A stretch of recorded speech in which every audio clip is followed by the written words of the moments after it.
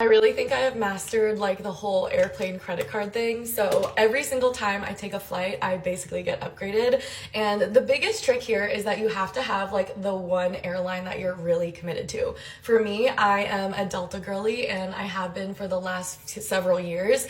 And a couple things. One, I invest in having like a credit card that returns the most points. And so every time I go shopping or I make like a big purchase or, they give you extra points if you're spending on things like groceries or rideshare, I will make sure to use that card.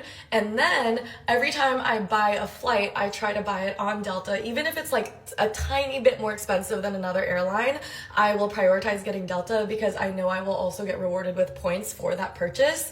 And so what I will do is basically make sure that I'm hitting like the minimum qualifying dollars or the qualifying miles as they're called. And so I have like really high status. I also fly a lot, and a lot of that travel is for work, for like different gigs or, any work travel thing. And all of that, even if I'm not paying for it, like and the brand or like, work is paying for it, I will get the miles for that, which means that it contributes to my status.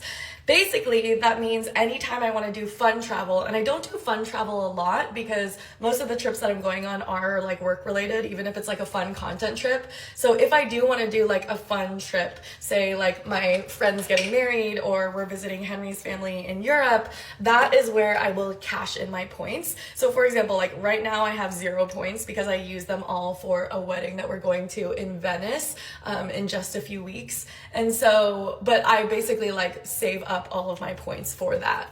And so yeah, basically TLDR is not only should you get a credit card and be very loyal to like one airline of choice, but you should always, like I check like probably every few weeks my dashboard of where my miles are and like how much more I need to spend. Once I hit the threshold for reaching like the caliber of where I want to be in terms of status, I switch to a different credit card where I can make the most of my benefits. So for example, I have that card, I have my Amazon card because if I want to buy on Amazon, you should get extra points for buying on Amazon. And then I also have like my Chase Inc. business card because you can also use that for like great travel rewards. And I love to travel with my extra resources.